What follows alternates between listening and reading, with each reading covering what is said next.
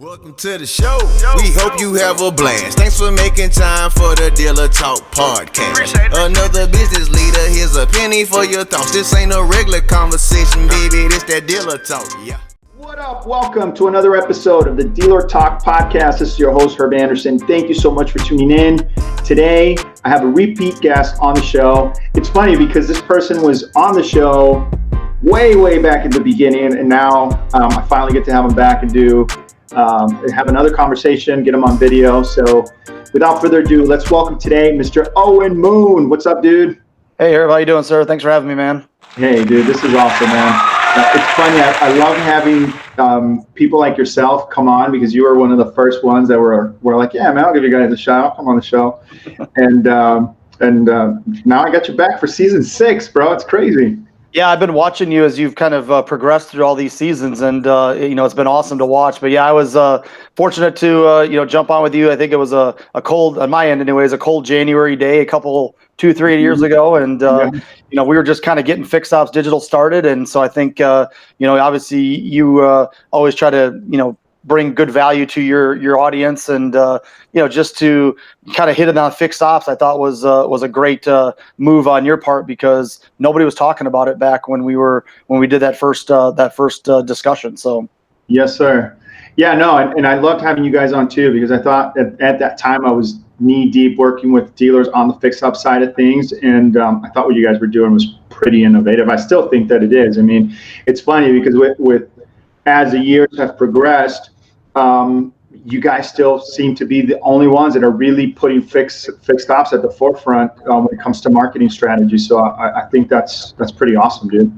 Yeah, we learn every day, and we learn from our clients. We learn from great people like yourself and other industry professionals that I've had the luxury to getting to know over the years that I've been doing this. And we just try to get better every day with what we do and kind of evolve our program, evolve our solutions. And you're right, though. I mean, I was just at Digital Dealer with my team. We had a booth there, and myself and Brad Pascal both spoke at the event, and it was amazing because 2.5 years later, we're still the only Fixed Ops booth, really there from a marketing standpoint or from an advertising standpoint. So, we're definitely taking that lead, and we're proud to sort of be the leaders in this. And, but we still know that we got to get better every day. And that's what we strive to do every day when we get up. It's, not only working with our stores, but also working on, our program and our technology to get better as well. So never satisfied, right?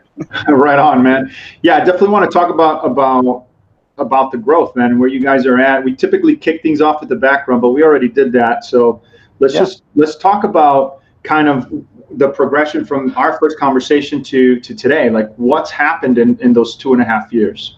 Yeah, we've been we've been blessed to be a dealership or a group that has been very busy even through COVID last year. I think I knew that going into 2020 was going to be a big year for Fixed Ops just because it kept building momentum. We had kind of been out there, screaming from the rooftops about the importance of, transitioning your Fixed Ops department to digital.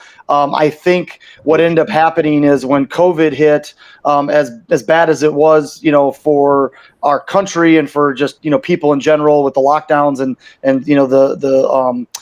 just the what COVID presented from a challenging standpoint, it really helped the Fixed Ops department because as, we had to kind of, for a while anyways, a lot of dealerships had to scale back their sales. Some even had to close their sales department, but the Fixed Ops side of the business was still open for business. And, the government came in and said it was an essential part of the business or an essential business. So for us, it was we were like a magnifying glass. All of a sudden the scope was on us. And, since we were really the ones that were providing the most value from a solution standpoint and from a marketing standpoint, it helped us really continue to just kind of status quo, business as usual per se. I mean, there was some things that we had to do a little differently, really pushing the sanitation and the pickup and deliveries and some of those new business, culture things that we had to adapt to very fast as an industry. But we sort of led that charge, and like I said, it helped us double in size last year, and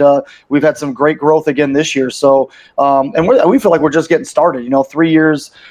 We just celebrated our 3rd year anniversary last week. Brought all of our teammates out to Denver and had a big celebration, and as well as some vision casting meetings and things like that. And it's funny. I mean, I've been doing this 21 years, and I feel like I'm just getting started in this thing with Fixed Ops Digital. So sky's the limit, and we're just plugging along every day and serving the dealers that we have the opportunity and the ability to work for. So, yeah, dude, it's definitely been nice to see you guys grow. Again, I was brought up in the industry on the fixed up side of things, and so that's right. Yeah, that's where you said you cut your teeth. I remember that. Yeah, that's awesome. For sure. So I've always felt like it's one of those areas that's really just underserved on the marketing standpoint. You know what I mean? And then to see you guys really focus on that, not just focus on a sense that, hey, let's just go sell dealers marketing stuff for service, but really offer solutions that make sense in the digital world that we live in.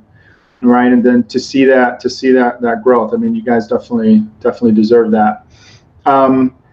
You talked about COVID, and I had a couple conversations, because for me, that was one of the areas that I felt that during COVID, like, sales size was but they could have been more prepared because of digital retailing and all these things already existed.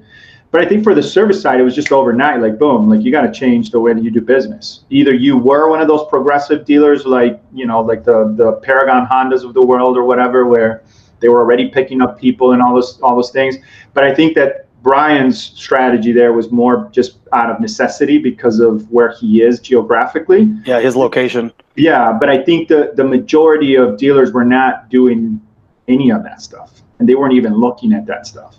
And so then all of a sudden, now you have to you got to find a way to service customers. It was considered essential. So, now the pressure was on you to produce for everybody in that dealership more than ever before. Quick changes in the physical experience. I mean, think about it. It's a personal side of the business, but now all of a sudden it had to be a personal touch without that personal contact or connection. Shields and things of that nature, which just makes it really hard and then masks, right? It makes it really hard for you to communicate. And then an influx, right? Everybody wants to get their car fixed. They want to make sure that their car is running at tip-top shape. Kind of like all these elements to that. What do you think was the biggest impact because of the situation that we faced? Well, I think the biggest impact for at least from our end was the fact that we were able to provide customers with information without them having to leave their house. We always talk about how, with our solution, we're trying to provide information, education, and recommendations to the dealership service customers. And the one thing that I know is that when everybody was at home or even just working from home now, that type of thing, website traffic went up, right? Everybody saw a rise in amount of website traffic. It wasn't necessarily, on the sales side, people that were looking to buy, but for some reason, we still had a very high influx of visitors coming to the website. So the guys or the dealerships that were working with us already had that infrastructure in play on the service side. And, we really stress the importance of providing, more offers on your website, making sure that, customers are able to find that information that they're looking for, and then kind of bring it farther down into what we call service detail page, or just getting the information about that particular service. And then, of course, making it easy for a customer to engage with the dealership, whether it's calling them, setting an appointment online, that type of thing. I think the ones that were working with us that were already kind of in the trenches really saw a benefit from that I guess change in customer behavior. And then the newer customers that we were able to bring on, during that 9-month period, got to see it relatively quick catch up, because a lot of the guys we talked to at the beginning, they only are showing a couple specials. They believe that coupons are kind of the way to go. It's, hey, we got to have this couponing strategy. And, I make jokes that, kind of, and it's not a joke, but it's saying, hey, coupons are dead, right? We're not a coupon company or industry. We're an information industry. We want to get our offers out there. We don't necessarily need to discount. We need to just win through information on why it's more important to come to the dealership than, a third party or an independent. Because, that's the other side of it, is those guys are gunning for us every day to try to take that business. And you got to combat it through, sort of the value props. Why is it important for a dealership or a customer to get their vehicle serviced at a dealership? Those all go into, the infrastructure, kind of what we do for our stores. But it's important. And whether we do it or you do it yourself or you try to find somebody else, the nice thing about us is that we kind of do it, we have it all together. So you don't have to have that fragmentation of having 3 or 4 different vendors trying to complete that mission, so to speak. So. Yeah, so full disclosure, like I use you guys with some of the stores that I work with, and so I've been able to experience the product firsthand, not just seeing demos and things of that nature, but I'm a customer of you guys. Yeah. So I think that there's I think that the service that you guys provide is pretty invaluable, because you're creating, to your point, you're creating strategies that are based, number one, on SEO, which to me is the number one. It's the long-term success strategy when it comes to marketing for any dealership, right? The better your SEO is, the more you're going to win. I feel like that's an area, like I said, that is deficient in the market. Like we don't, like when you have these marketing conversations, everybody's always talking sales for whatever reason, right? And fixed ops just isn't a part of those discussions. And so, why do you think that is, man? Why do you think that we still are not fully committed to that side of the business that's so profitable? Do you think that we just feel like, well, I mean, service is already profitable, so let's just focus on the sales side? Or do you think that we just don't, like, I just don't understand the why, you know what I mean? It's a great question, and I think that some of the answer lies in from the top down. I mean, the OEMs obviously are really pushing sales, and more inventory, right? They want you to buy more inventory or allocate more inventory, which means that you have to focus on the sales side. I think another key element of this is the time factor. There's only so much time that you can allocate to the fixed ops department. And what I mean by that is, unless you're going to, longer days or 24-hour shifts, there's so many hours that you can make money in those bays. And so I think what dealerships typically have had in the past is just the mentality of, hey, we're just going to take what we can get. We're going to service everything that comes to us, and that's going to be good enough. But I think in today's competitive culture, competitive, environment, you've got to be more strategic. And that's kind of where we've kind of set ourselves apart, I think, from some of our competitors that are now starting to pop up. I mean, everybody wants to automate everything and everybody wants to use software. You see all these widgets that are getting plugged in on the sales side. And I think that that's the part that really sets us apart as our people. Our performance team has years of experience working with dealerships from a strategy standpoint. And when you look at all the different areas of your fixed ops department, your parts, tires, collision, accessories, these are all specific strategies that have to be addressed individually, and no plug and play software type solution can just get that done. So I think that it started, to kind of back into your question, it starts with the OEMs. It starts with, where is the focus? I've had a lot of great conversations with some OEMs over the last year and a half, and I can tell you that's changing, and you can feel it now in the dealerships as well. They are now starting to look at one of we just did a panel on the Fixed Ops Roundtable, and one of my dealers clients that runs a big store a big group out of Indianapolis said, we finally have the seat at the table when it comes to our website. And it's just all those little things, right, are starting to kind of all come together to allow companies like ourselves to really help service the dealership community and kind of how to get to that end result, which is more profits, maybe better services that are going to make you more money, and not just focusing on we'll just take what we can get kind of mentality. So. Yeah, no, I like that comment of having the seat at the table. I think that's where it always should have been. I mean, when you think about it, man, the profit that you make in relationship to selling cars is just vastly disproportionate in your favor on fixed ops, right? So why? I've never understood that, and those are one of the things that I struggle with myself when I was, managing and things of that nature. Yeah, just think about how much more money your service advisor makes the dealership than maybe a salesperson, and but yet all the effort's going over there and nothing over here. So it's just crazy. Yeah, it's crazy, man. That's such a good point. But let's talk about innovation, right? Because you guys are obviously, like you said, you're leading from the front, sort of a deal. Like people, at this point, like they'll have to chase you guys because you've been at it the longest, right? And the strategies that you guys are implementing are just so, in my opinion, right for the digital world that we live in. What's the future of this thing? I mean, I was having a conversation the other day with one of the fixed ops directors with this group that I work with, and he was talking about this idea of having his own service website, like completely removing it from everything. It's still a dealership website, but it's 100% all service related. And I thought that was a pretty interesting idea. I don't know if it's the best strategy yet. I have to really think about it, but there was something there that got me to say, what do you think? What do you see here for fixed ops, man? Well, it's funny you say standalone service website, because we've actually done some of those.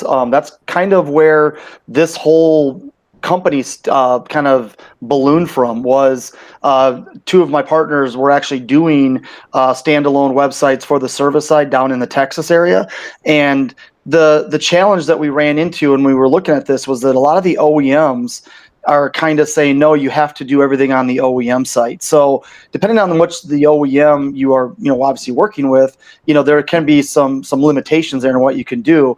Also, we felt like we get so much traffic coming to our main website that it's you want to take advantage of that traffic, because a lot of those people will come over to the service side. Mm-hmm. You want to have that information. You want to have those specials, those offers out there, that type of thing. You're 100% right. We are leading from the front. So a lot of what we do is just kind of looking at it through a lens of what the dealers are telling us are important. I see too much fluff out there in the industry, like, oh man, we drove this many text messages or this many emails.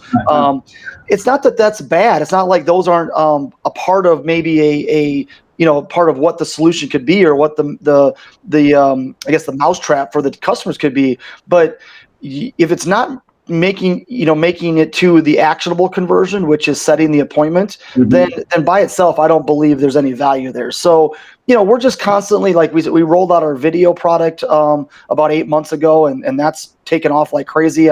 My video team is some of the best from a creative standpoint that I've seen out there, and so we do these semi-custom videos. We try to make them very high quality, but yet still have some of that some of that efficiency, so we're not having to charge the dealers a lot of money to build these, because most dealerships don't have a huge digital budget for their fixed ops department. So we're kind of doing what we can inside a very limited in a limited environment when it comes to budgets and things like that, because everyone's still throwing all the money on the sales side, right?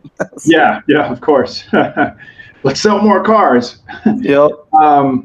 So it's funny you mentioned video, because I definitely wanted to talk to you about that. To me, again, it's just credit to you guys for seeing the value there. I want to expand on that, because I want people to understand how important that is. Obviously, we know that consumers like videos versus reading, for example.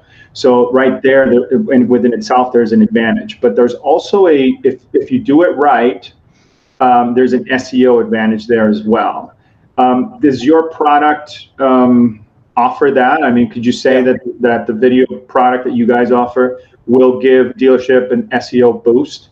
Absolutely, and that's kind of where we started with it. We knew that it would be an engagement addition on like our content pages and on the website, but we started with it from an SEO standpoint, because we said if we can get these videos to rank, and the way we do it is very unique in how we kind of connect YouTube with with Google and just some of the things that we're doing from that standpoint. Ultimately, what we're doing is we're pushing down your competition. So part of this, there's really two sides to, I think, a strategy like what we do. It's the on-website strategy. It's getting more information to customers as they're there. Because I don't know about you, but not even taking the automotive industry out of the whole conversation. If I am online and I'm looking for something and I click into that particular website and it either starts me back at the homepage or there's really no information, I'm going to maybe bounce. It's not done. really. Yeah, I'm done. I'm out. I'm going to go. So that's kind of the first thing. But everything we do, and I think this is what I can say, what I'm the most proud of is that we all do it with the SEO and with the search engines as the kind of the with that in mind, right? We just want to make sure that we're doing all of Google's best practices and that we're giving the customers, the dealership customers, I should say, a value there. So as we continue to drive in more traffic into your website, it's because we're gaining that visibility. And I see there's companies out there that do, code injected or iframe solutions, and Google has told us that's just not the way to get visibility. I mean, they've come farther a little bit in terms of being able to read some of it, but you're just going to have limitations, and that's ultimately we don't want to limit our capabilities for our customers. So let's break it down just for those who are looking at maybe getting that extra boost, right? So you have the content side, right? So let's say that if you're doing it right, you shouldn't have coupon pages anymore, because I agree that's done as far as I'm concerned.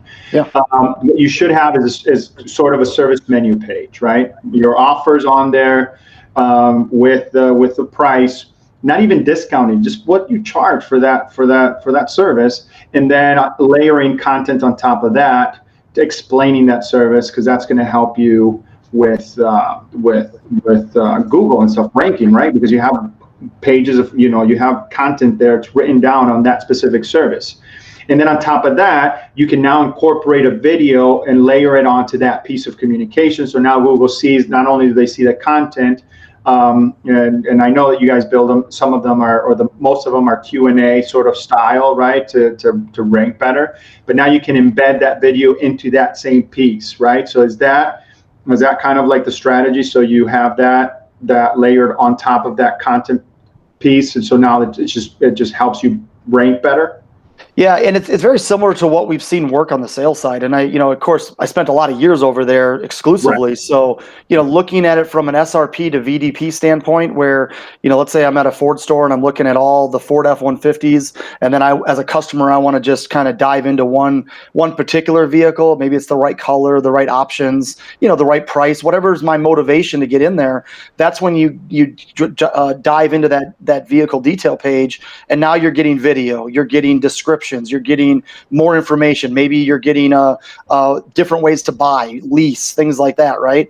We're using that same logic, but obviously adapting it to our service customer. And what we mean by that is you've got your service menu page, or what we call the SMP, and then we're drilling down into a service detail page or a SDP, where we're letting the customers like kind of sort and filter different segments of inventory, but then they want to look at one particular piece of inventory. They're going in and they're finding out more about that car, maybe better descriptions, video, different ways they can buy or lease, that type of thing. We use that same logic here. We're taking it from an SMP into what we call an SDP, or a service detail page. And of course, with the service side, the goal is an appointment. I mean, that's ultimately what we're trying to do, is create enough information, get that information out there to that customer enough where they feel very comfortable in setting an appointment with that dealership. Right. And that's always the goal. So. Now more than ever, businesses need more efficient sales. That's why thousands of dealerships trust Foureyes to help with things like automated inventory email updates and ensuring all of your leads get into the CRM. To try Foureyes for free, visit foureyes.io/dealertalk. That's foureyes.io/dealertalk. Well, we got to think about the customer journey, right? Because when you think about it, service is you're capturing consumer intent, right? They're either in a distress situation, some sort of issue with their car, or they're just looking for a service and they're trying to save money, basically. I mean, so they'll go to Google or search for those things, So the more information you have, and like I keep having this conversation with dealers when we talk about content. For some reason, they have this idea that they have to have these long pages of words. You know what I mean? That's not what, I mean, I'm not going to say that doesn't rank and that having a lot of words isn't a good strategy because, for Google reasons, but you got to think of your customer's experience in that moment. And like, nobody's going to want to read 1,300 plus words of content, man. Like you got to create an experience. You have to have content, some pictures, some images, having the video on there is going to greatly enhance that experience. Think about it. They get to the page because the content is there. So the Google was able to put your information above the rest. You're going to pull them into your website. And then once they get there, they're going to have a video that's going to help them consume that information quicker. And that's going to ultimately influence their decision or their call to action, which is to schedule that appointment. And that's really what you should want for your service experience on your website, is to get, to Owen's point, more service appointments. Right? Well, and service traffic by far is more important than sales traffic. Sure. And people don't understand that. They look and say, well, I got to have thousands and thousands of visitors. I don't need thousands and thousands of visitors. I need hundreds, but I need the right visitors. And to your point, that you just said, and I talk about it a lot, is there's something's changed in their life, right? They've had an issue with their vehicle, and maybe that issue was coming on for a while, but it's now gotten to a point where they can't ignore it anymore because people don't want to spend money on service. I mean, that's just, I always say I hate spending money on stuff that gets me back to even. You know what I mean? Like if I spend some money, I want to buy a new golf club or new tires for my car because it's or new wheels. I mean, I got to go buy new tires. It got me back to even. That's where I was 2 years ago. I hate it. So service traffic is focused more on I got a problem today. I got to go find somebody to help me solve that problem, and we're just helping our dealerships meet them at that point, right? Meet them at their point of need, and then giving them all the resources to be able to make a decision on why they should come to that dealership as opposed to maybe an independent or a third party just right down the street, that kind of thing. Dude, perfect segue right there, by the way, because I wanted to bring that up because I always like to talk about the independents. I do still feel, and I don't know, correct me if I'm wrong, because you're definitely doing this more than I am, especially these days, but I still feel like the independents have a better grasp of their digital marketing strategy than dealerships do. I mean, do you feel that that's still the case? What are you seeing on your end? But more importantly, just for a leave behind piece, what can we do to win more? Well, again, I think it comes down to what's our value proposition compared to the independents.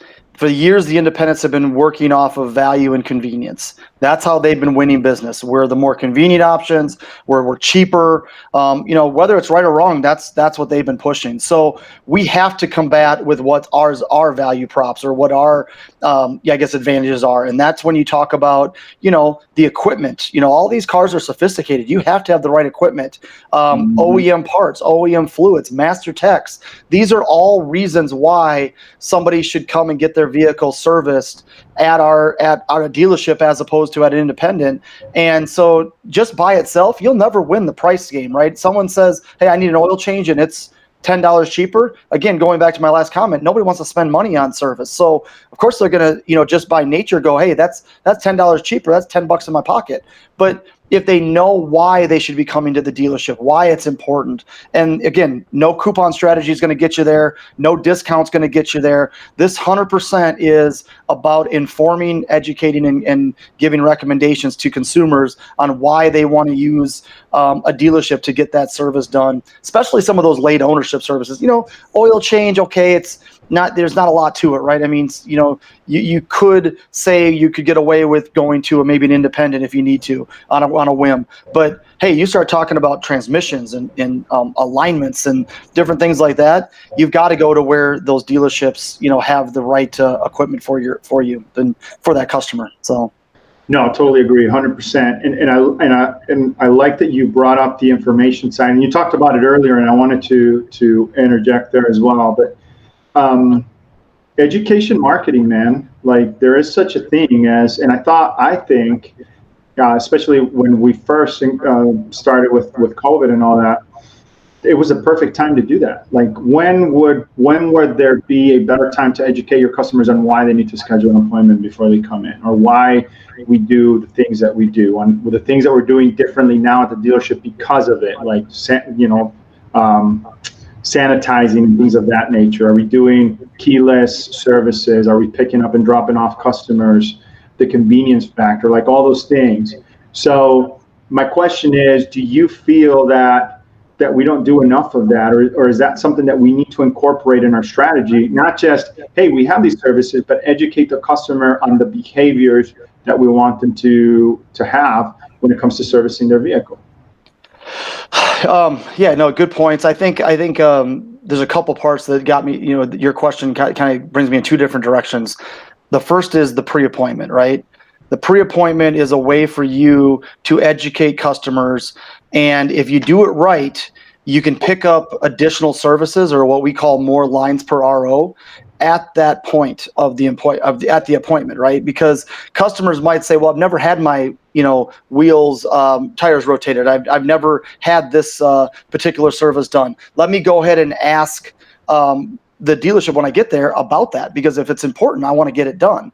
But I think the other side of it is to be able to arm your service employees or your advisors and different things like that, your coordinators, to be able to give them information. So if, for example, your technician comes back and says, "Hey, here's things that need to be done to this vehicle," that's always a time when the customer has their guard up, because they're going, "Well, I came in for an oil change, and now you've got another $500 that you want to hit me with." Well, if I can bring them to the website and let them, "Hey, go ahead and read on this service, find out why it's important, what the OEMs are saying from a recommendation standpoint," those are all different ways that we can kind of win through that same environment. So I think it starts at the front end by being able to educate and market at the front end, but then it carries into the actual the dealership lot experience that you can provide them as well. So if you're doing it right from all the way through, I think you see that it'll be a much less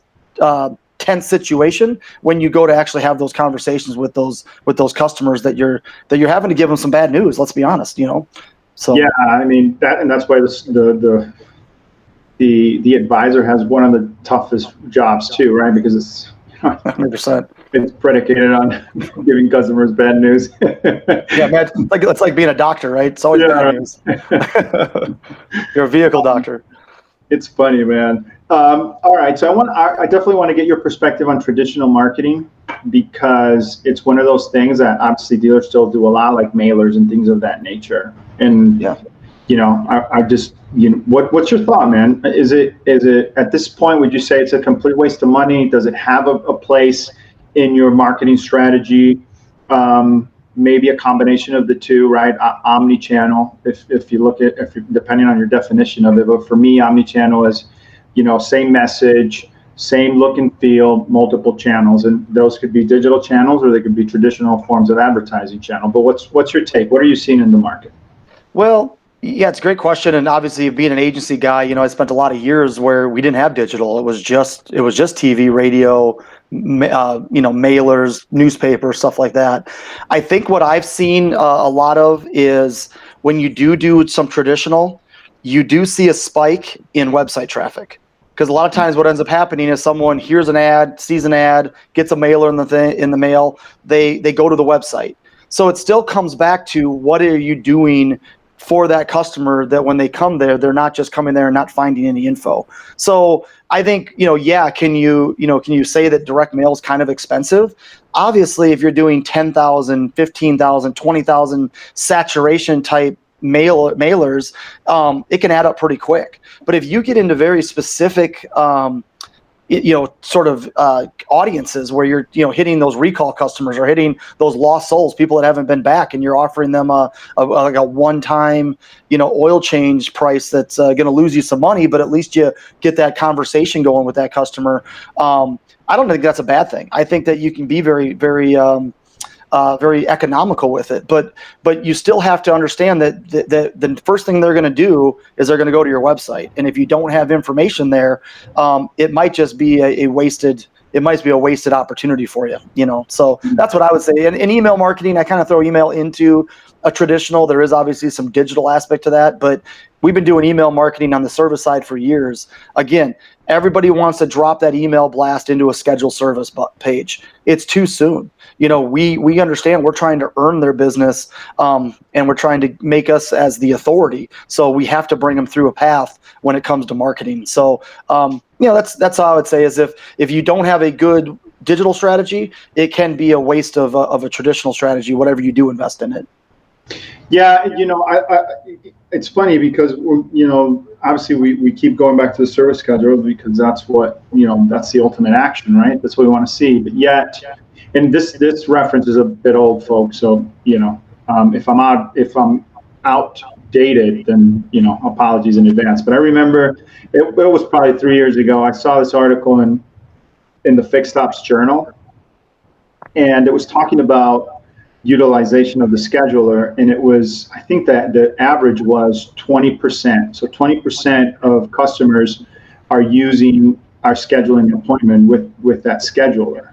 And so my question is, what can we leave behind here for people that are listening in, if that's really the case at their store? Let's say it's 40%.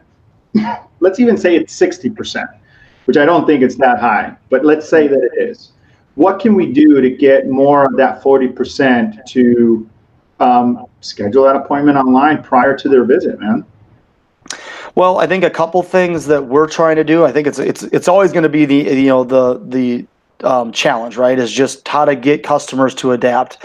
Now, certain brands are much better than others. Subaru, Volkswagen, they're typically the number one or number two brand when it comes to their customer scheduling online. They're used to doing things on their own.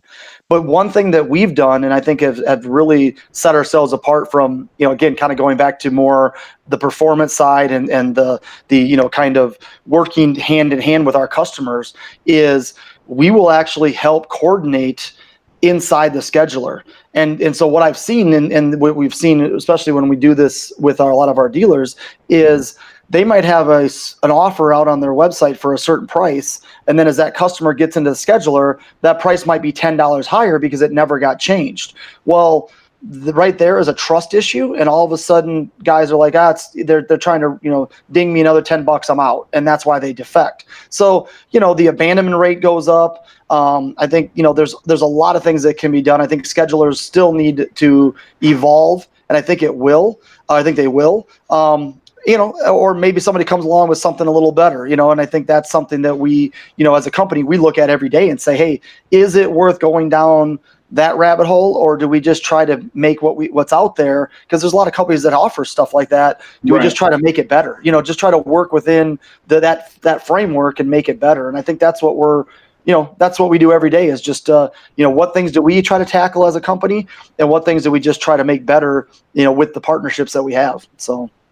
Do you say that the schedulers, and I'm not trying to call anybody out, like there's multiple options out there, no question. Yeah.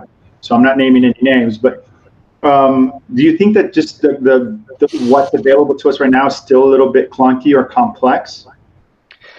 So Kevin Colma, one of my business partners, says this a lot, and he says this to our team a lot because we work really closely with like X-Time and some of these other ones.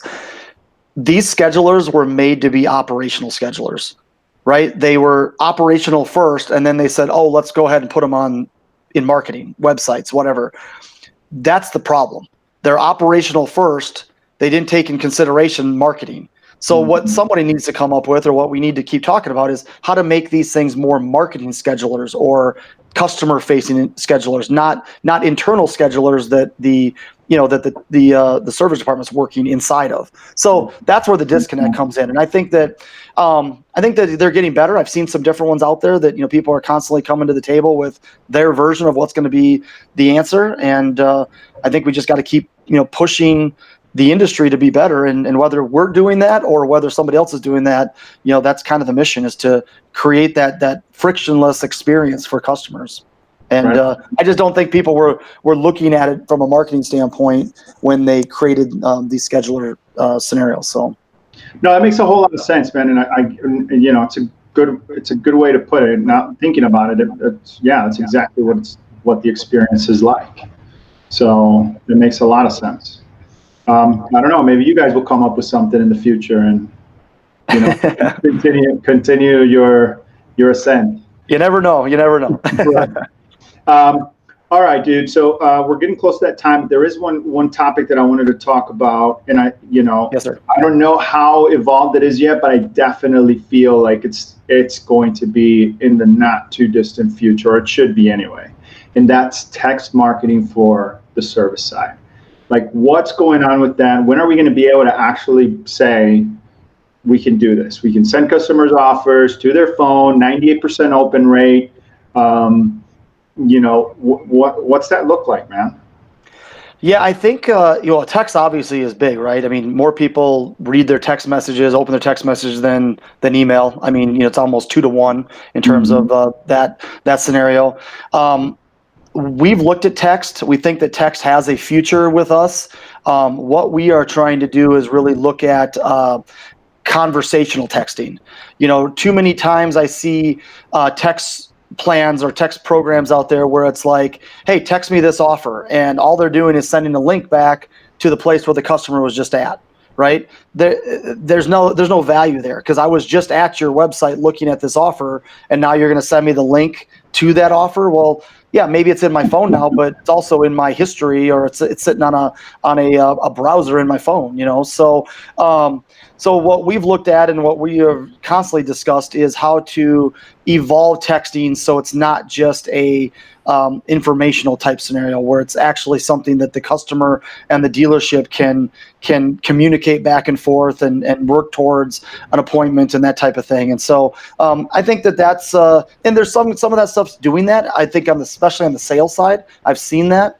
It just hasn't quite evolved all the way to the service side. And when I say that, I'm talking about your conquesting, right? When you just are working inside your website or in a marketing scenario on a search engine, where you're driving customers in, that type of thing. There are a lot of solutions right now for that customer that's already in your database or in the service drive, and now you want to start communicating with them. So I think they figured that part out. There's a lot of companies out there that do that, just not from a marketing standpoint, that I think will eventually come. And you can call them a rewards program, you can call them a text club. There's all these different things that you can call it, but at the end of the day, it's still about being able to communicate back and forth via text message, because a lot of consumers want to use that media to communicate. So Absolutely, man. No, I love that answer, and I think that I'm excited for that. I think that's going to be a step in the right direction. And to your point, not just so much on the offer side of sending people, because you can only imagine how we already get spammed on email. Can you imagine now all of a sudden we can do it via text? Jeez, I don't even want to.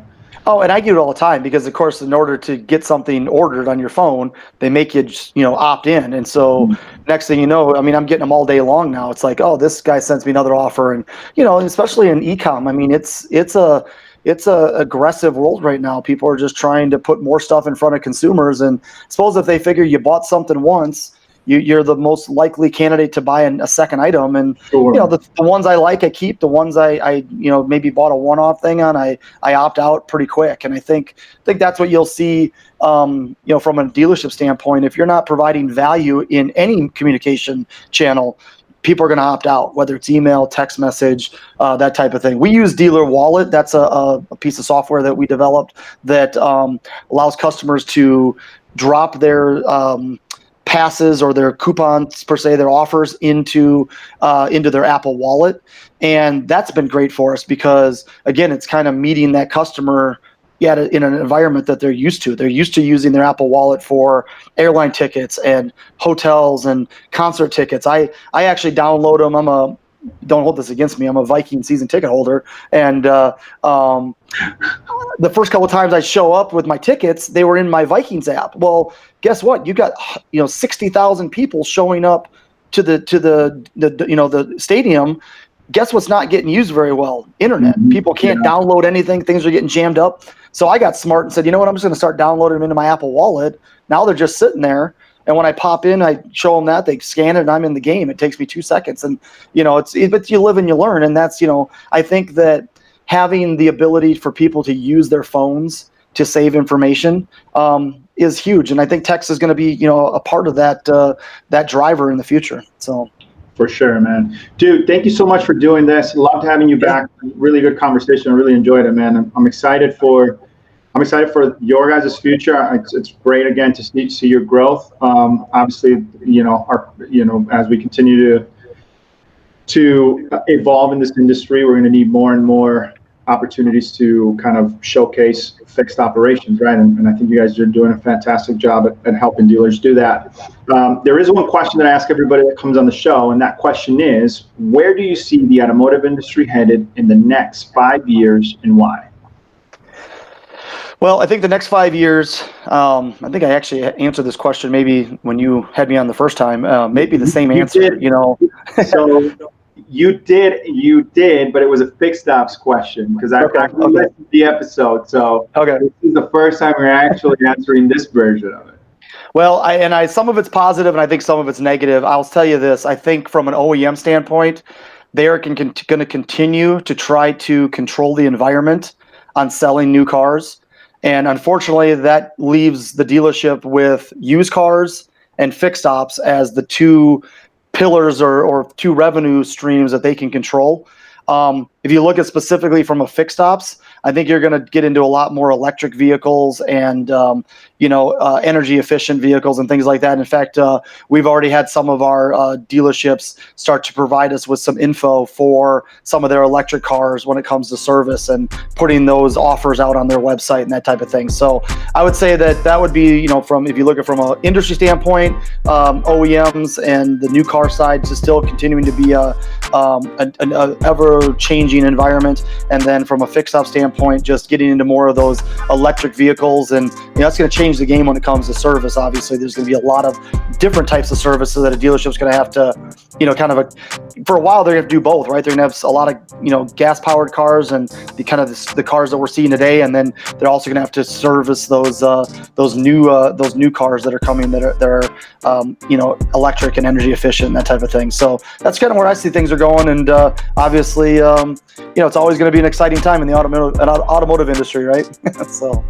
Yes, sir. Definitely is. Obviously this industry is so fast paced these days that it's even hard to catch up, man. But listen, dude, again, thank you so much for tuning in or coming to the show. We really appreciate it, man. Lots of good information. Again, always love having conversations with you. Say hello to your team. Say hello to Kevin for me.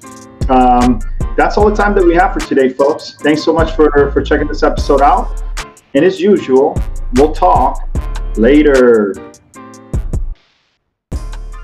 We only host a well-respected. The vendor LexisNexis. We don't sell digital marketing. What you do? We inspected with our DT vendor management solutions. We come in like the EPA to clear out the pollution. Take the trash out. Go keep your P&L clean.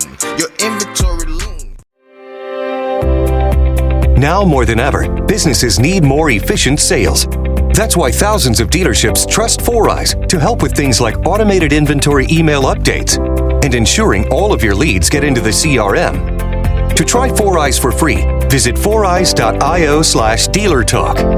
That's foureyes.io/dealertalk.